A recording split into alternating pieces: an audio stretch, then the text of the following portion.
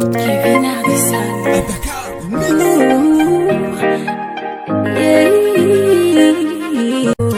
Même si mon papa n'est pas Dangote, les papas de talons, vous Sébastien Adjabon, papa est tomado dans couilleton, amoyen nando yeton, je ferai tout pour y arriver. Coucou les amis, bienvenue dans cette nouvelle vidéo, c'est Luther Ballet.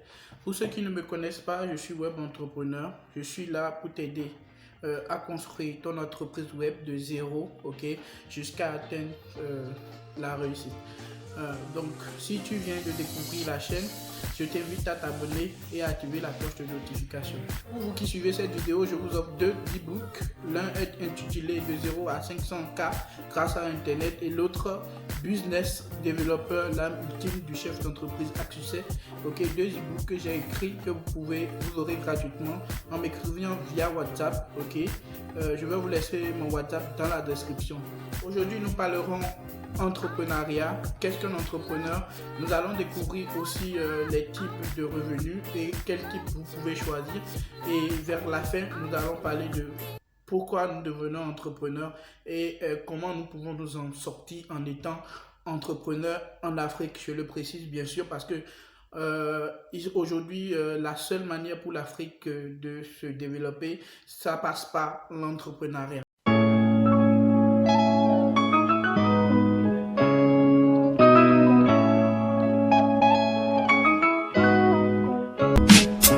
Un entrepreneur est un accro au succès, un addict de la réussite.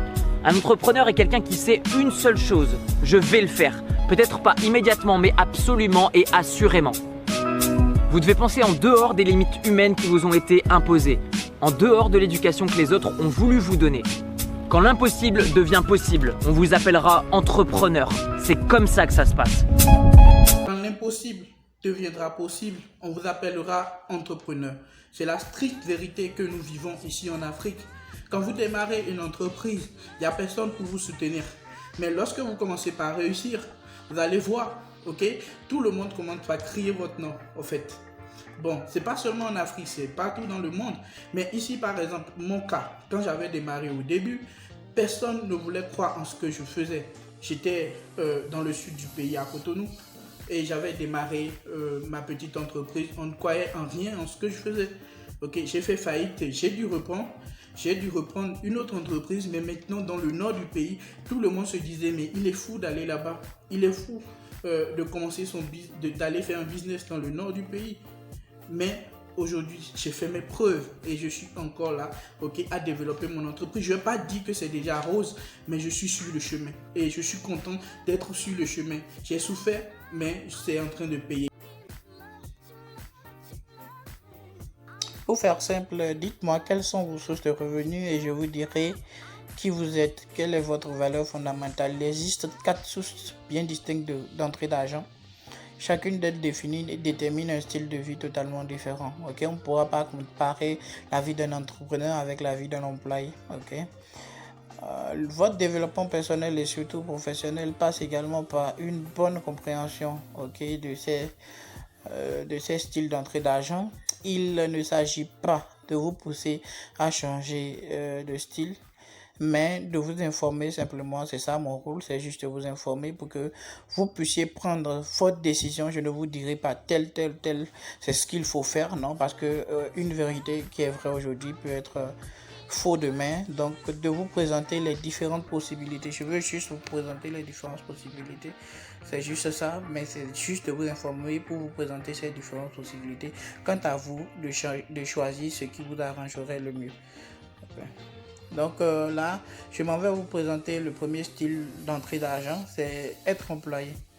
C'est le style qui regroupe la majorité des gens, les employés. Le système éducatif que nous avons actuellement forme d'une manière générale les individus à évoluer dans ce style. Ceci est également renforcé par notre culture, l'éducation conçue de nos parents. En fait, les parents, comme eux aussi, ils ont été employés, ils veulent forcément... parce que moi, ce qu'on m'a mis dans la tête depuis mon enfance, c'est il faudrait que tu deviennes médecin, il faut que tu deviennes médecin, ok? Bon, je suis pas devenu médecin, je suis devenu plutôt entrepreneur. L'employé gagne de l'argent en occupant un emploi ou en travaillant pour quelqu'un d'autre, pour une entreprise par exemple. Ce qu'il cherche, c'est surtout la sécurité. En fait, on dit souvent l'emploi offre la sécurité, même je vais vous démontrer plus tard que l'emploi offre la sécurité, oui, mais il y a des inconvénients que nous allons voir plus tard. Sa valeur fondamentale, il change, ok, son temps compte de l'argent. On voit clairement que l'employé change, ok, il change son temps contre de l'argent, ok, mais qu'en sera-t-il quand il aura 60 ans, 70 ans? Nous allons le voir plus tard, ok. Il y a aussi le deuxième style d'entrée d'argent, ok, travailleur autonome ou propriétaire d'une petite entreprise, une petite entreprise immobilière, une petite entreprise de fabrication de ci ou ça. C'est le cadran des propriétaires de petites entreprises ou d'entreprises familiales, des spécialistes, ok, des vétérinaires par exemple, des consultants, ok. Ils gagnent de l'argent en travaillant pour leur propre compte, seuls ou en dirigeant, ok, leur propre petite entreprise. Les gens évoluant dans ce cadran tirent très souvent une grande fierté de leur travail, manuel ou intellectuel. La valeur fondamentale est l'indépendance. Ils veulent être libres de faire ce qu'ils veulent. Tout comme les gens du cadran, eux, ils sont payés en fonction du temps qu'ils consacrent à leur tâche. Ils cessent. S'ils cessent un jour, par exemple, les amis, s'ils cessent un jour de travailler, ils ne génèrent plus d'argent. Donc, lorsqu'un employé veut quitter son emploi pour travailler à son compte, il passe généralement du style employé vers le style employeur, c'est-à-dire, bon, c'est pas encore employeur parce qu'il est souvent seul dans son entreprise ou à 2 ou à 3, donc il parle du style employé au style propriétaire d'une petite entreprise, et voilà. Donc, maintenant, il y a le troisième style, ok, le troisième style, c'est le cadran des gens qui créent de grandes entreprises. Ce qui les distingue de ceux qui créent les petites entreprises, c'est que leur entreprise travaille pour eux, alors que c'est le contraire dans l'autre style, dans le style petite entreprise où c'est le travailleur autonome qui travaille pour son entreprise. Le propriétaire d'entreprise est à la tête d'une grande entreprise, il faut comprendre cela, qui génère beaucoup d'argent et compte plusieurs employés. Il a des employés, ok. Il emploie les gens de la section employés. Ces gens-là se mettent à l'abri des récessions, ok, car ils contrôlent leurs sources de revenus, même s'ils s'absentent et de leur travail. Vous allez comprendre, vous comprenez, comme il y a des employés, même s'ils s'absentent, le travail continue quand même à toucher. Le travail continue quand même et il continue à toucher un revenu plutôt tout stable et constant. Donc même s'il n'est pas là, le travail continue en réalité. La valeur fondamentale des gens du cadran, okay, de ce style est la création de la richesse. On a pour créer des richesses.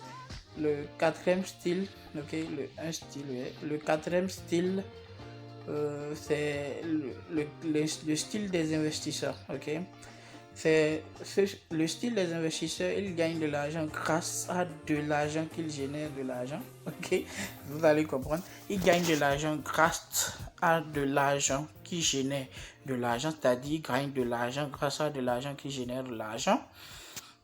En d'autres termes, grâce à ces placements d'argent, c'est-à-dire place de l'argent en ligne, en bourse, et place de l'argent dans les entreprises, sa valeur fondamentale, en fait, la valeur fondamentale de l'investisseur est la liberté financière. Ok, il veut atteindre la liberté financière, donc il est obligé d'investir. L'investisseur a rompu avec les structures de l'emploi traditionnel. Il a créé sa propre source de revenus. Il est maintenant en bonne position pour surmonter les différentes crises économiques, car ne dépend plus d'un patron ou de l'économie pour générer des revenus. De nos jours, les amis, nous devons être des investisseurs. Cependant, notre système d'éducation ne nous apprend pas grand-chose en matière d'investissement. Mais ce qu'il faut comprendre, c'est que nous pouvons passer dans chaque cadran. Si aujourd'hui vous avez le style employé, vous pouvez passer du style employé au style de petite entreprise ou passer du style employé au style de création d'une entreprise ou passer du style employé au style investisseur, mais de façon progressive. Vous ne pouvez pas le faire du jour au lendemain, quitter l'employé pour devenir investisseur du jour au lendemain. Il faudrait que vous passiez forcément par le monde de l'entrepreneuriat et c'est ce qui nous concerne ici. Nous parlons ici de comment, pourquoi et comment faut-il entreprendre. J'espère que vous avez bien compris. Vous n'avez pas besoin forcément de quitter votre entreprise actuelle pour pouvoir être entrepreneur. Vous pouvez garder votre emploi et développer des idées pour devenir entrepreneur et entreprendre dans plusieurs secteurs. D'avoir suivi la vidéo, partagez au maximum autour de vous pour aider les autres aussi à découvrir ce que je fais sur cette chaîne. Je vais le plus vous accompagner dans les jours à venir, dans la prise de décision, dans la création de votre boîte, et aussi j'aurai du temps pour qu'on puisse créer des boîtes ensemble, savoir se lancer dans tel domaine plutôt que dans tel domaine, quelles sont les activités qui sont les plus rentables ici en Afrique et surtout au Bénin, mon pays, et quelles sont les activités dans lesquelles vous pouvez vous lancer maintenant et faire du profit x10, x100. J'aurai à vous détailler tout cela. Aujourd'hui, c'est pas pour se vanter, mais je vis tranquillement, je vis chez moi et la plupart des business que j'ai sont en automatique, je les ai mis tous en automatique. Il faut du temps pour pouvoir en arriver là, mais je vous aide déjà en vous évitant de faire certaines erreurs que j'ai eu à commettre, certaines erreurs de recherche de financement, certaines erreurs de débutants, que vous allez éviter en me suivant tous les jours sur cette chaîne. C'était Luther Ballet, à la prochaine. L'Afrique a avorté sa marche vers la modernité et a adopté la modernité des autres sur un fond d'analphabétisme, sur un fond d'incohérence, sur un fond de misère, sur un fond de mendicité au sommet de l'État, après avoir promis le développement au lendemain des indépendances. C'est le cadre qui a tué l'économie du village avec ses connaissances inadaptées, ses connaissances axées sur le moderne et l'industriel, dans un monde où le traditionnel est la priorité. Il faut revoir les choses. Les normes européennes ne sont pas les normes africaines.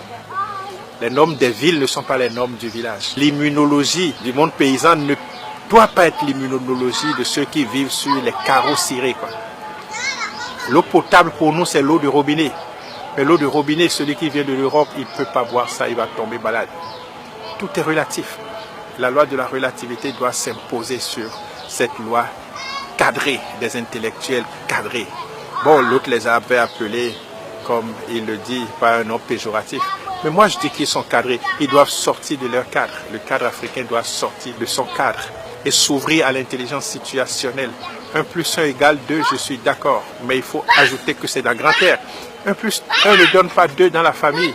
Ça devient les mathématiques de la stérilité dans la famille.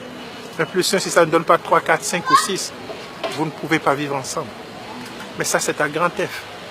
Et 1 + 1 dans l'agriculture, ça peut donner 1000. Parce qu'une graine plus une terre peut donner 1000 graines en 3 mois. Mais on nous a cadrés dans grand air. Et on est agrégé dans grand air et on refuse de s'ouvrir à l'intelligence situationnelle. Et on a tué l'économie. On a tué l'économie des villages. Et moi, je rêve de restaurer l'économie villageoise. Parce que l'analphabétisme devrait être une force pour notre économie.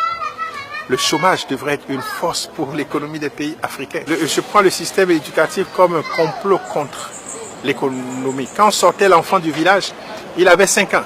6 ans au cours primaire, il devrait produire 3 tonnes de maïs s'il n'avait pas été à l'école. 7 ans au cours secondaire, il devrait produire 7 tonnes de maïs. 4 ans au cours universitaire, il devrait produire 10 tonnes de maïs. Derrière chaque étudiant qui a la maîtrise, il y a 20 tonnes de maïs qu'on doit au village. Ils n'ont pas produit, ils ont mangé. J'ai dit ça au recteur Saint-Saint la dernière fois, que ce n'est pas logique. que l'on forme les enfants et qu'on ne les utilise pas. C'est pas logique qu'on engraisse des vaches et qu'on ne les traite pas. C'est pas logique qu'on engraisse des bœufs et qu'on ne les envoie pas à l'abattoir. C'est pas logique qu'on arrose des palmeraies et qu'on les délaisse à la floraison. Je dis, il y a un problème. Avant les indépendances, il n'y avait pas la pauvreté dans les sociétés africaines. Il n'y avait pas le chômage non plus. Après les indépendances, les cadres sont partis du développement comme objectif, mais nous ont amenés à la pauvreté et au chômage. Je dis, ce n'est pas leur faute. C'est parce que la formation des cadres africains n'a jamais répondu à un besoin africain de formation des cadres. Elle a toujours été intégrée à un besoin colonial qui voulait mieux gérer la post-colonisation. Et tous les États africains, après les États indépendants, ont mis en place un système d'administration, de grugeage et de braquage. Les premiers grugeurs sont les États. Ils grugent les fonctionnaires en leur payant un mauvais salaire. Le salaire d'un Béninois ne peut pas lui suffire pour vivre 10 jours. Mais il doit travailler 30 jours et avoir des congés. C'est ça qui est grave.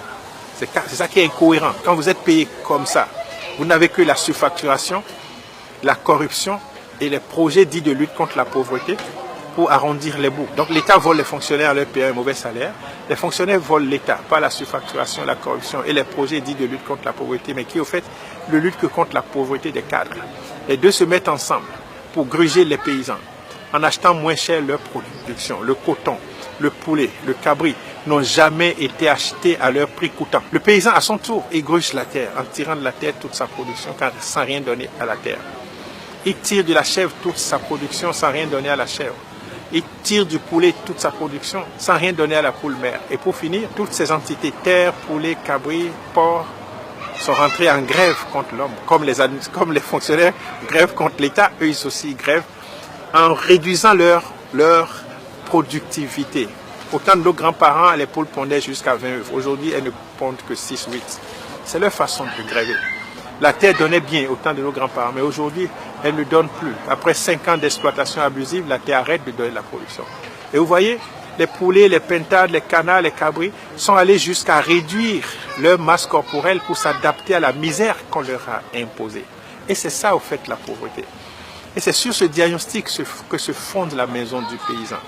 On retourne à la terre ce qu'on lui a volé. Et la terre est prête encore à donner le maximum de production. On retourne aux animaux ce qu'on leur a volé. Et c'est là même qui est l'idée du retour au village, quoi.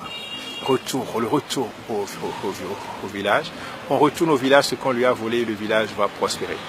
On retourne à l'Afrique ce qu'on lui a volé et l'Afrique va prospérer. Donc il faut un mea culpa de la part de tous ces ordres incriminés qui permettent de restaurer la vie et de restaurer les économies des villages. Le chômage dans un pays comme le Bénin, c'est une honte. C'est une démission, puisque ça profite aux politiciens. Puisque la misère leur profite, la pauvreté leur profite. C'est sur un fond de pauvreté qu'on est maire ici, qu'on est député au Bénin, qu'on est président. Puisque ça leur profite, ils ne trouveront jamais la solution à ça. Mais ils doivent savoir, un peuple qu'on opprime ne gémira pas toujours en vain. Il arrivera un moment où les bâtons feront taire les canons. Ça viendra un jour, avec nous ou sans nous.